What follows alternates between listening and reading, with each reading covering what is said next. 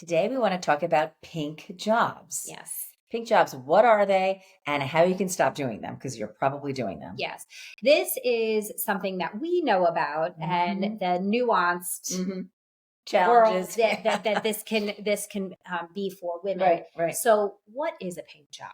So pink job is also called like office housekeeping. Right. So it's bringing the donuts to the meeting, bringing the coffee, cleaning up after the meeting, volunteering or being told to schedule the luncheon. And this is not for an administrative assistant whose job it is to do that kind of thing. This is a peer professional doing that kind of work, planning the office party, being responsible for the retirement dinner, raising your hand to tour the client around the office or be the person to mentor the new person.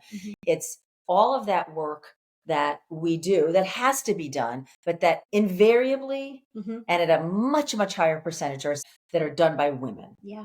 And it's work that doesn't reward us. It actually takes us from doing our real work. Right. So it hinders our ability to be productive. It requires us to work more hours and we get no recognition and certainly no pay for it. Well, and I think it also adds to the overall burnout and stress. Definitely. This is a place where you can do some really good, solid boundaries. That's exactly right. And realize and recognize that, guess what? Yeah. This is not something I can take on because I'm in the middle of a big project or I have this big life event that's playing out in the background. So we say so many yeses and not enough nos, and we have to get better at that. All right. So you actually have shared with me a story of a client of yours that really illustrates this. Yeah. Her name was her name Her name was Heather, and she was an investment analyst in New York City.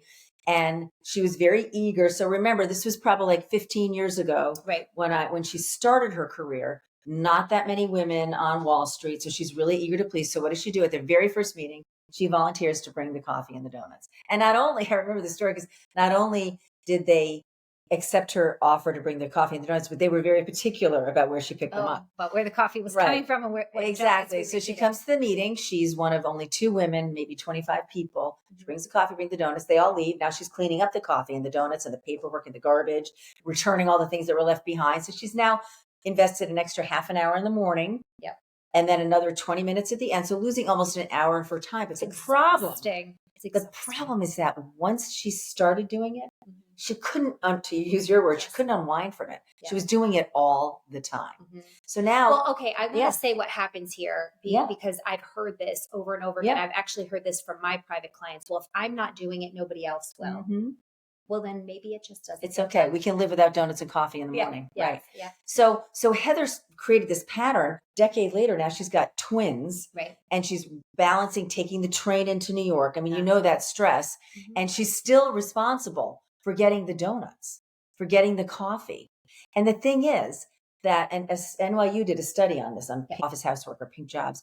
And it actually, not only are women not paid for it, but they tend to be viewed as less serious professionals and less serious candidates for a promotion because they are the office mom. Or I'm thinking of that person as my go-to person on my team to go pick up this or put this event together. And I'm not thinking of them for maybe something that is more meatier, actually something that they are probably more, they would have more input. Better suited to do. Yes, but it does, so it undermines it. There's another study done that showed when a pink job, or just say any office where housework needs to be done, women are 75% more often to raise their hands.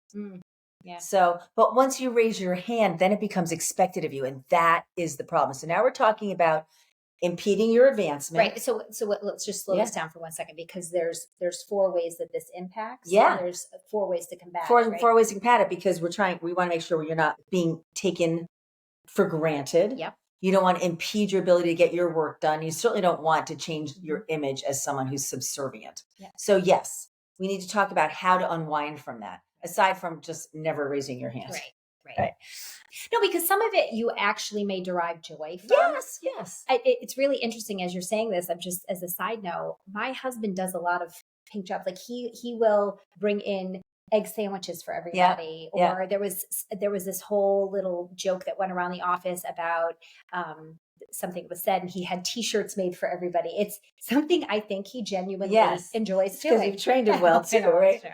All right. So first one is take note of the pink tasks that are being done. Like just observe what is being done. Is it coffee? Is it donuts? Is it office tours? Is it running to the store to get something? Is it planning all the retirement, promotion, holiday parties? Take a look at it and just start observing. Right. What are those things? What And are who's those? doing Yes, them? and who is doing them? Okay, so that's number one. How about number two? Something discussing, actually having a conversation with management. Yeah, I mean, Is this something you sometimes recommend? the manager doesn't even know it's happening. I mean, they're busy people too. So, lest we assume that they're penalizing the women, Okay. they might just not even thinking of it. So, Creating an making sure awareness. that you create this awareness, and having a discussion with the management, talk about what are we doing to plan client events and employee recognitions, and is there a way that we can assign the tasks equitably? So, Right. one company that I worked with created a chore chart, which is what I had with my kids when they were little.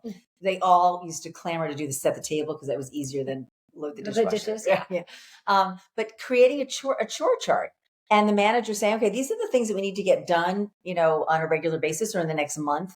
So we need a volunteer to bring coffee and donuts to each meeting. We have 4 meetings this month. Sign up. We're going to have a retirement dinner coming up in November. Anybody want to volunteer for that? We use 4 people for that. So just setting the tone that I expect all of you on my team to contribute to do some of this office housework. Yep. Yep. The next one is to set boundaries. And this is something, and actually, Yep. I think it's setting boundaries with the people around you. That's right. But I also think it's setting boundaries with yourself. It is. Yeah. Here is what's okay for me to Yep. do. Here's what's not okay for me to do. And that comes with checking in with your own life. Mm-hmm. What do I have the capacity for? Right. What can I take on? Yep. And what can I not take on? And I have to say no. And then not letting guilt run you. Mm-hmm. Like, or this pleasing. Yes. Because you talk about yes, that a lot. yeah. Like, I've got to be the good girl. I've got to do what's right. Yep. So the setting the boundary with yourself, as Kelley said, to say, this is okay, this is not okay. And then presenting it something like this. So you come up to me and say, oh, Susan, we're having a meeting next week, tomorrow. Can you take care of the coffee and donuts? And can you be the facilitator? So now I've got to prep the meeting, put the agenda together. Then I could say something like, you know what? I'd be happy to do that, Kelley. But since it's going to be taking some time for me to do that, right, I'll need an extension on my deadline by a couple of days. Is that okay? So now I'm reminding her that my time is not free, Right. that I'm happy to do it. And I'm doing it in a positive way. Be happy to do that. Let's just talk about how we can change my deadline for my project, because this is going to take time away from that. Yeah. It's also reminding them of not the value just of me, but the value of time. And the reason that they're dumping it on me is because I volunteered to do it before. This is a nice, pleasant way to kind of say no. Right. And sometimes it's okay to say no, right? So being really direct is our fourth one. And that's the fourth one. So being direct without just saying no, because most of us aren't comfortable just saying no to our boss. But it could be, gee, Kelley, I'm really sorry. I'm not going to be able to do that this week. Why don't we ask John? Giving another solution. Yeah. Solution. Exactly. Yeah. So we undermine our value when we become the housekeeper of the office. We add stress to our already busy lives, and we derail our careers. And it's time to stop. Yes. Yeah. So there you have it. Those are pink jobs and what to do to avoid them. We have more content for you to listen to or watch, both on YouTube and on our Spotify channel. And if you want to learn more about us and our programming, you can visit us at www.preparetolaunchu.com. Thanks.